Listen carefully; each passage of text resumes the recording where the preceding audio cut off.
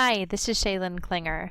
I am presenting my older adult oral video presentation, and my presentation is based upon an interview I did with my grandmother, who is 88 years old. I really enjoyed doing this presentation, not only because it helped me to understand who my grandmother is now at 88, but really also the course of development of her life over her lifetime that helped her become who she is today, and then kind of in turn how that all affected us growing up, her children and grandchildren. And so I'm going to go ahead and move forward with this presentation. I decided to focus on stage 4 of Erikson's theory of psychosocial development. Stage 4 is called industry versus inferiority, and it's the ages from roughly 6 to 12 years. Rogers states that in this theory, or this phase, children need to be productive and have successful experiences. They're busy playing and learning, and this gives them opportunities to master a variety of different tasks. Children who are able to find ways to succeed learn to be industrious during this phase. And conversely, those who have troubles or failures tend to develop feelings of inferiority.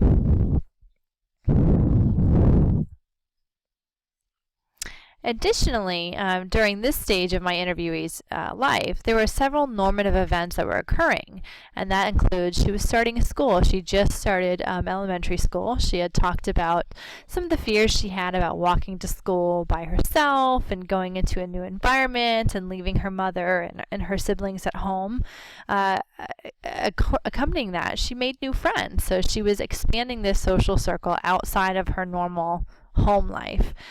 She had new independence and was experiencing new environments. This walking to school by herself created a feeling of excitement, but also fear, because it was new, and then along with the new comes some scary thoughts for a 6-year-old.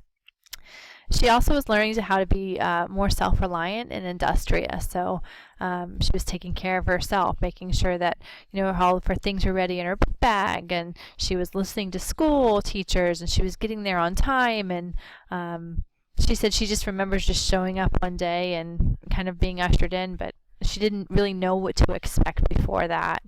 She also began receiving outside input and feedback on some of her behaviors and tasks. So not just schoolwork, she's physically getting graded for papers, but also her reactions, her interpretations of social situations. She was also getting feedback from her peers. Barta, who I used as one of my resources, talks about how in this phase of life, you're engaged in opportunities for cognitive stimulation, purposeful and social exchange, emotional development, and cultural tolerance. And I felt like that really captured what was going on in this industry and inferiority phase for her.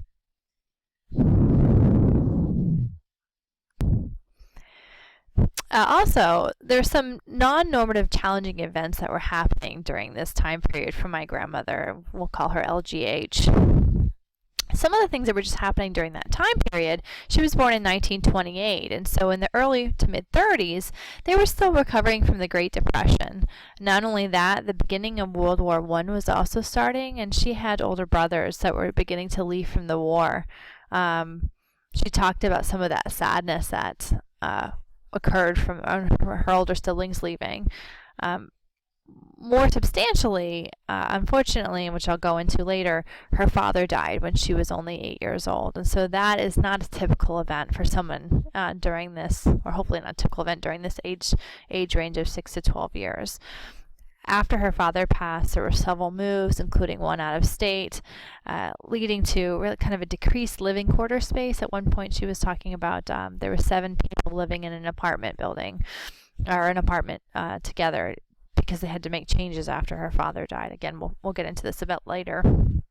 So some of those are really not normal events to be happening at this time of age that she was really learning to have to deal and cope with. On the positive side, she did have some accomplishments that she felt really proud about. Despite all of this, she was still doing well in school. She was making great friends, and she talked about an kind of expanded closeness with her mother after her father died. Their relationship really flourished. She felt like she didn't want to leave her mom. She got closer to her. She was helpful, and they really bonded together.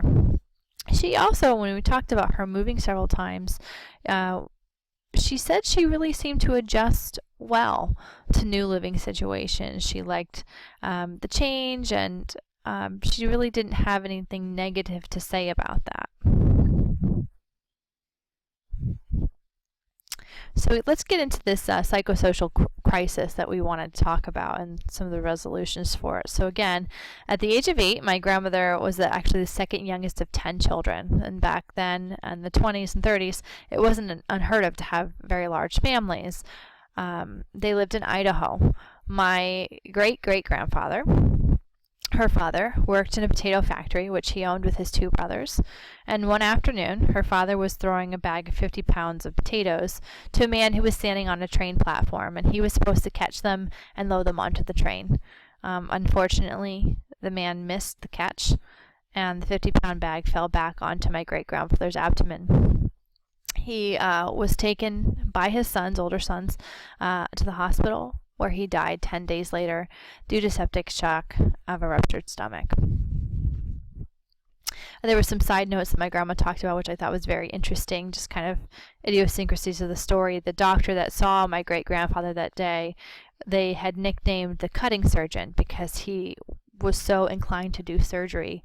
But for whatever reason, he decided not to do surgery on my great-grandfather, and ultimately that led to his demise.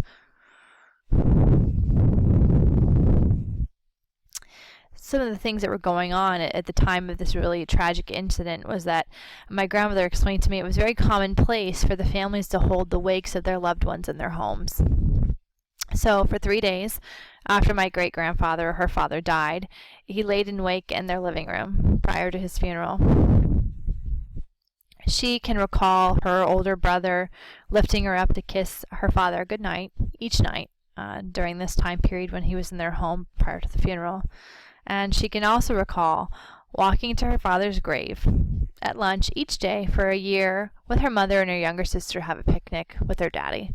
So they really were in mourning for quite a bit of time.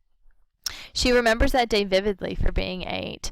She said that he came home early that afternoon for lunch and stopped by a store and brought her a little toy, and she was able to describe in great detail what that toy was. And so at 88, she actually has Alzheimer's now, and so it was very interesting to see what an impact that day, 80 years ago, had made on her, that she could still recall it so vividly and really with so much emotion behind it still. So at a time that really should have been focusing on, according to Barta, fulfilling a significant developmental need for social exchange and problem solving relevant to their age, my grandmother, LGH, experienced really a traumatic loss of her father. So this resulted in additional responsibilities and kind of an unstable home life for a little while as they had to regroup and find another place to live, and really a need to draw closer into her inner familial circle.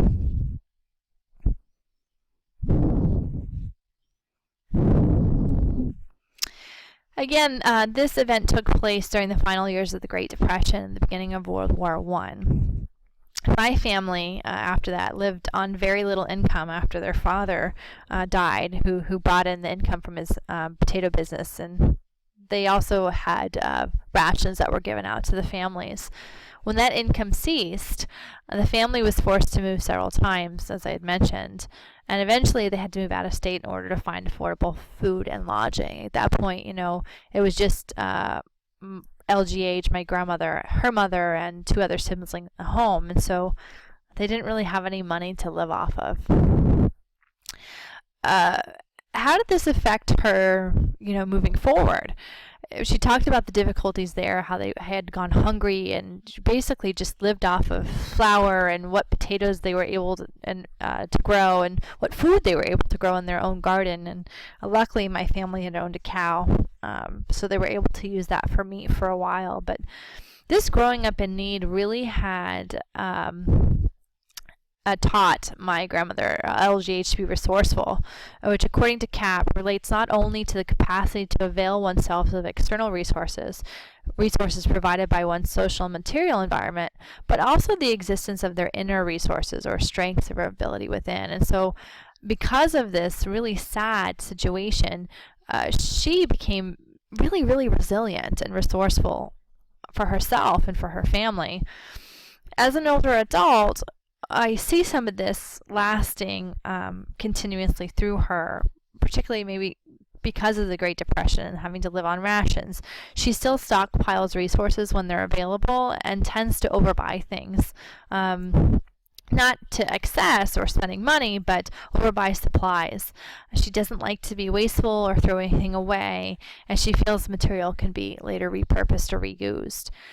We see that some of this resourcefulness can sometimes manifest itself in a negative manner, causing issues of anxiety when needing to downsize or purge material items. So just a side note, I'm seeing this as I'm reading fairly common in those individuals that are the elderly that had grown up during the Great Depression. So just kind of an interesting phenomenon that's happening. Again, as the second youngest of 10 children, LGH had older brothers who were deployed in World War I. And so she remembers not only the feelings of sadness and void from both her dad dying, but also from her brother's absence and the fear that they may also pass away too in the war. Due to her older brother's locations overseas, they weren't actually able to assist the family during this really difficult time. However, my family was able to rely upon remaining older siblings that were in the area and out of state back in Utah, and their large church to provide assistance and respite when they needed it so much. So again, kind of taking a broader approach of how this impacted and affected my grandmother's life.